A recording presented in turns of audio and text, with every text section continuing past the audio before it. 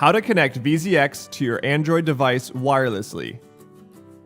First, grab your Android device and go to the Play Store. Search for IPEVO and install the IPEVO Whiteboard or Visualizer app. Then turn on VZX. Make sure VZX is in Wi-Fi mode. The amber LED indicates that the wireless is on. Check the bottom of VZX to find its SSID.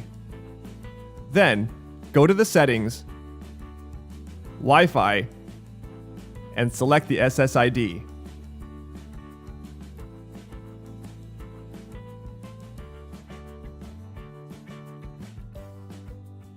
Once connected, launch Whiteboard.